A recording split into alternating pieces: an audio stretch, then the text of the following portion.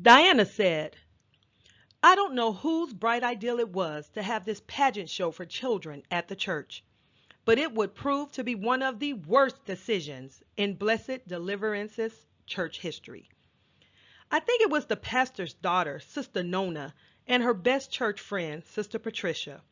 Both of them were newlyweds and had just had baby girls. They thought their daughters were the cream of the crop, and after church each Sunday, everyone seemed to crowd around the two and admire every facet of their babies. They would start with the hair texture, the chubbiness, the outfit, the cute button noses, the perfect fingers and toes, and the fact that the children never uttered a word throughout the services. I know for a fact that both Patricia and Nona were given the kids NyQuil each Sunday morning. But I digress. Anyway, everyone seemed to be smitten by the fact that the church was going to be pitting family against family, and child against child, and deacon against deacon, and church mother against church mother. No one thought of the aftermath of such a contest. People start shopping like it was Black Friday and pestering every seamstress this side of the Mississippi. My sister Kimberly wasn't thinking about church anymore, but when she found out about the contest, she was a member for the entire 2 months of planning and meetings and presentation. Kenya was 2 at the time, so all of this happened almost 10 years ago. The categories were Sunday best, casual, and sport. Kimberly had our Aunt Joy, her father's youngest sister, make the Sunday best and casual outfits. Kenya's Sunday best outfit was a frilly peach dress with ruffles galore. She made a matching umbrella from the same material, and Kenya looked just like a Georgia belle. The pastor's family was originally from Georgia, and with most of his family members judging, Kenya easily won first place in that category for her age group. Oh, I forgot to tell you the age groups. Of course, it was boy and girl categories separately. Newborn to 1, 2 to 4, 5 to 7, 8 to 11, and 12 to 18. There was an entire entry fee for $15 per child and 30 bucks for family with 2 or more children. The first argument came from the entry fee ordeal. The Green family had 7 children, and Sister Cox didn't think it was fair that she paid 15 for her one child while someone with 7 kids only paid $15 more. Sister Nona tried to explain that we were a church family and that we shouldn't be bitter and allow the devil to divide us based on a $15 difference. At that, Sister Cox grabbed little Shermod and stormed out of the church, not to be seen until Easter Sunday 3 years later. If I can recall, the second big dispute came from the choice of judges. The pastor's wife, her 2 sisters, and the pastor's sister-in-law were judging. Girl, when people found out, there was a mini riot. No one hit or pushed, but there was a lot of cussing and yelling going on in the church lobby and the parking lot right after service. That was the point in which the event should have been canceled. And if I knew back then what I know now, I would have rallied parents together and had them withdraw their children from that competition. But anyway, it seemed to make everyone get more intense and more motivated about the affair. It went on as planned after the First Lady called for all participants and their parents to come back in the church for a special prayer and discussion. Sister Jones assured everyone that all non participants had been asked to judge and each one had turned it down.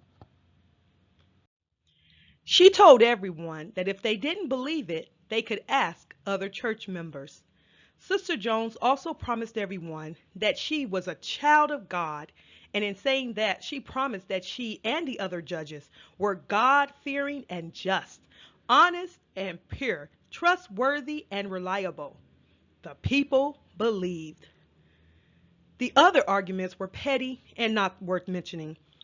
The night of the pageant, which sold 227 $5 tickets, was chaotic to say the least.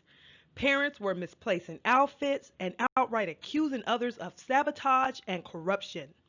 Babies were teething and crying. Toddlers were pissy and sleepy. Kids were hyper and too energetic. The teens were sassy, inconsiderate, and impolite. We were supposed to start at 6 in the evening, but didn't get started until 6:55. I sat in the audience with my grandma, mama, daddy, my cousin Sasha, and LaRon. LaRon was angry because Kenya's name was misspelled in the program. Kinya Brewster. Once the program began, things were running smoothly. They were getting the kids on and off the stage pretty quickly, and everything was in order. All hell broke loose when this little feminine boy named Dante Gutierrez took the stage. He was a 12-year-old and his mother's only child, and you could tell she wanted a girl. They were from Miami, and he was biracial, black, and I believe Cuban or Puerto Rican, and usually wore a 14-inch braided ponytail down his back. For the pageant, he had his hair straightened for Sunday best. But for casual and sport, he was wearing it Pocahontas style, two braids on the side. For Sunday best, he had on a light pink velvet suit with a fuchsia vest and a light pink shirt. I don't know where his mother Gina had gone shopping, but he had on some matching hot pink booties, and to top it all off, he had a light pink Kango. People in his camp, all 25 or 30 of them, were saying stuff like, "Work it, Dante. Show them how to do it. You doing it, boo. You doing it. Get it, boy. Get it, Poppy." You would have had to be there to experience the wrath in Deacon Stewart's voice when he yelled, "Enough is enough. Do you have home training? Many of us are here trying to enjoy the show. Please sit your country behinds down and let the rest of us enjoy the show." Girl, you could have heard a pin drop after that. Then someone from Dante's camp hollered back, "Screw you, old man." I'm just glad we were in the dark, because if people could have seen one another, I know it would have been on. Anyway, all participants received the small 6-inch trophy, but the winners received these trophies that were 3 and 4 feet tall. I still have Kenya's huge trophy sitting in my living room. The little boy Dante won Sunday best and sport. He was dressed like a little Tiger Woods with golf clubs and all. I must admit that the judges were rather fair, and their family didn't sweep the competition the way most folks thought. It was later discussed and agreed that the church would not partake in any kind of event anymore. It almost tore us apart. Now, don't get me wrong about why I decided to check out the revival services. I wasn't going to Blessed Deliverance looking for drama or for a show. I was impressed with how the church handled negative and unsightly situations. No matter what happened, the church continued to thrive decade after decade.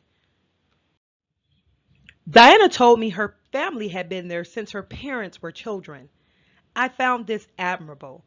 Diana and I repacked the picnic basket with empty containers and made our way back to work. She told me to meet her in the lounge at the end of the day. We were both in the medical billing department, but on different floors. So we got out at 4:30.